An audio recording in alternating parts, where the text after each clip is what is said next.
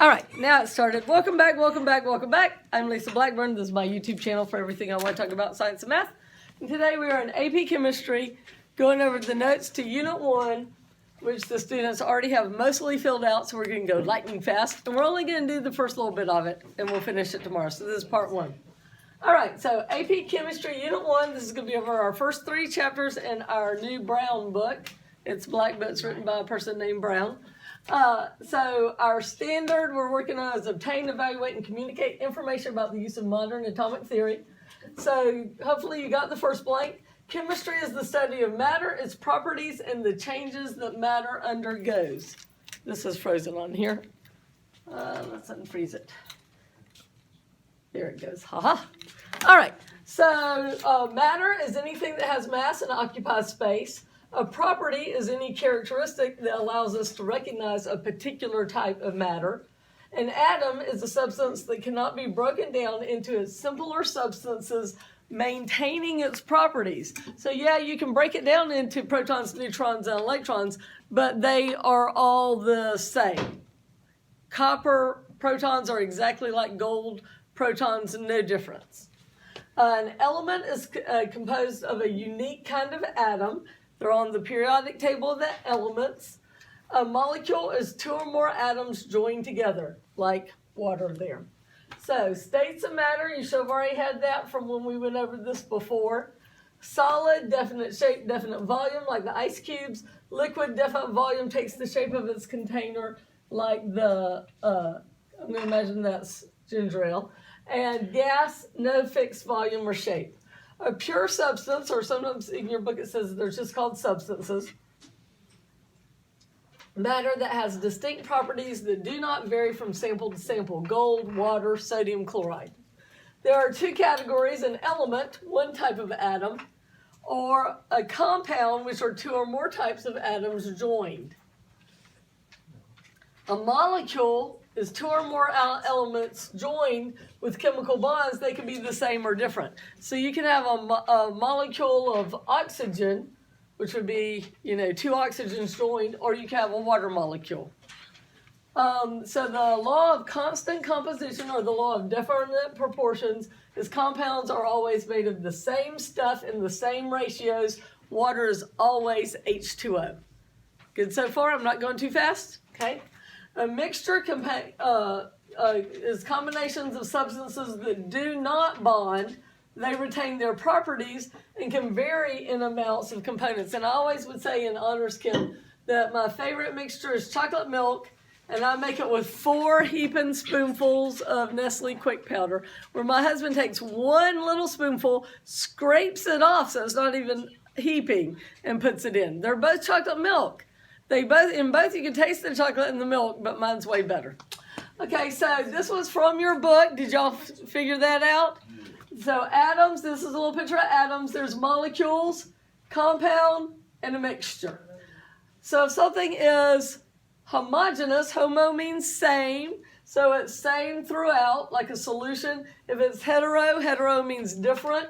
A mixture that is non-uniform, like Italian salad dressing.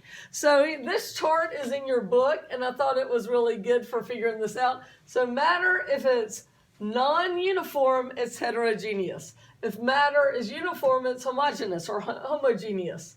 Doesn't have a variable composition? No, then it's a pure substance. Yes, it's a homogeneous mixture, a solution. Does it contain more than one kind of atom? No, it's an element. Yes, it's a compound. Does that get a little flow chart? Just getting those words right. Okay, properties of matter. You have physical properties that can be observed without changing the identity of the substance, like density. Chemical properties, how a substance reacts with other chemicals. And I left this one out on here. I wrote it over there. Intensive properties do not depend on the sample amount. Extensive properties do depend on the amount. So physical changes, the identity of the substance does not change. The symbol for change in chemistry and math is a triangle. It's the Greek letter delta. It makes us feel smart to be learning about deltas. So ice and steam are both H2O. That's a physical change, not a chemical one. chemical change or reaction, and the abbreviation for reaction is RXN, the identity does change. So here I've got And the properties. Hydrogen gas, it's reactive, it explodes. Oxygen gas, it's reactive, it burns. Makes water. You know, good old water doesn't burn. So you can see that it's something brand new with different properties. So one of the things you do a lot in chemistry is you separate mixtures. There's different ways you can do it: filtration, distillation, chromatography, and more. And we'll talk more about that in labs. So next is energy. The symbol for energy in physics is capital E. And energy is the ability to do work. This is easy for any of y'all who've had physics already. Work is when a force causes an object to move. So if I push on this board all day and I don't move it, I didn't do any work. Force is a push or a pull, and heat is the energy used to cause the temperature of an object to increase. Kinetic and potential energy. Kinetic energy is the energy of motion. If you've had physics, you might know the formula. Kinetic energy is 1/2 the mass times the velocity squared, 1/2 mv squared. What we're a little more concerned about in this class is potential energy, stored energy, like the energy stored in chemical bonds. In chemistry, electrostatic potential energy is important. Units of measurement. So hopefully you got this part from the notes we did before. So qualitative gives a result in a descriptive, non-numeric way. Quantitative, you can hear the word quantity, gives the results in a definite form, usually numbers. In science class, we use measurements that can be understood all over the world. It's easier. Le Système International des Units, my perfect French, I'm sure, or SI, or the metric system versus the English system is what we also use here. So the SI units, the base units of length is the meter, mass is the kilogram, temperature is Kelvin in SI, but it's Celsius, degrees in metric. Time is in second. Amount of substance is in mole. The abbreviation is MOL. Current is in amperes. It's a big A, or amp. You also see that. Luminous intensity is in candela or CD. So why do we use this? It's easier sometimes. And we talked about King Henry's daughter bakes delicious chocolate muffins. In your book, they have another one. Did y'all find it? Something about like King Henry died by what? Say it again. Drinking chocolate milk. Our mixture. So I like the muffins better because you get your frog in there to do the hopping. Yeah.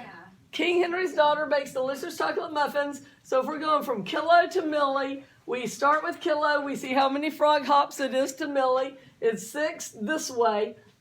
So our decimal point moves 6 ways this way, and you augment zeros. You put zeros where there aren't any.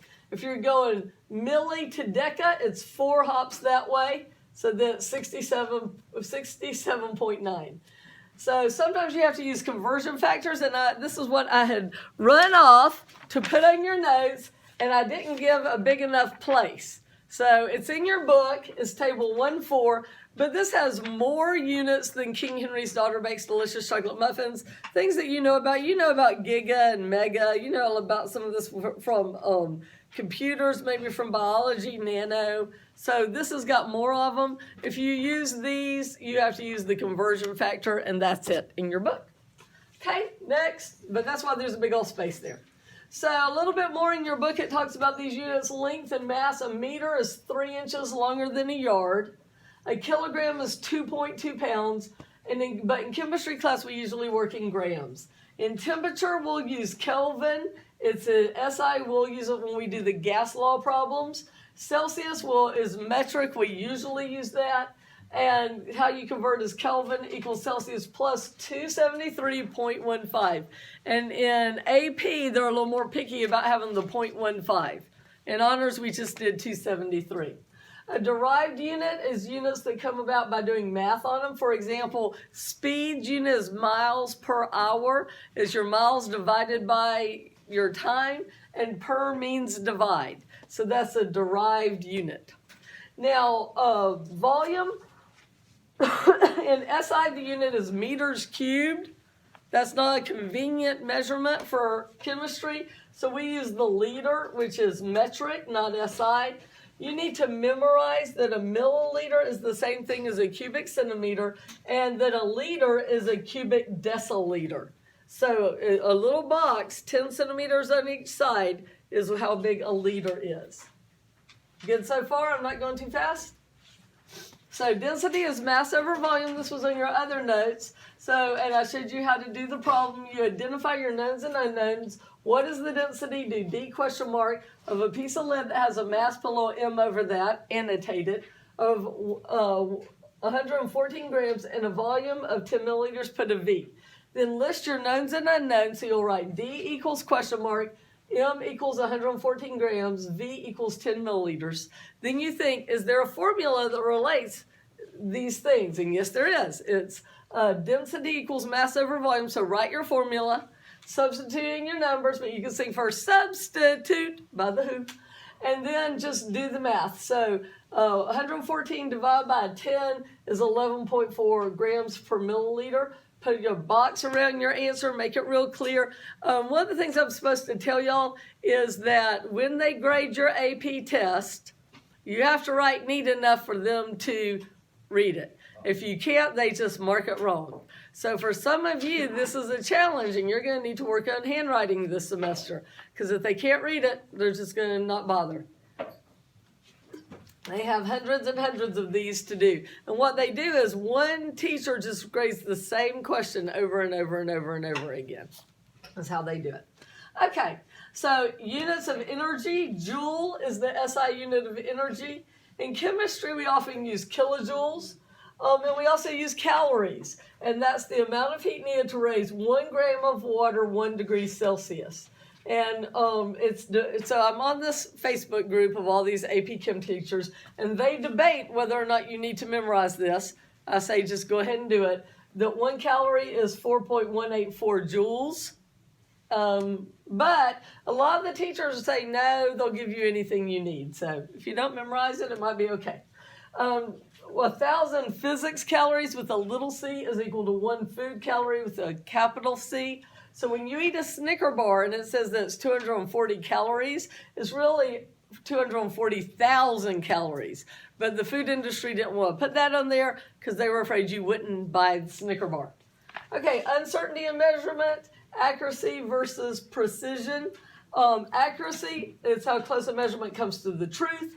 Precision is how close several measures are to the same value or how finely stated they are. Let me see. I think we're stopping there because I think that's where I got to in the other class.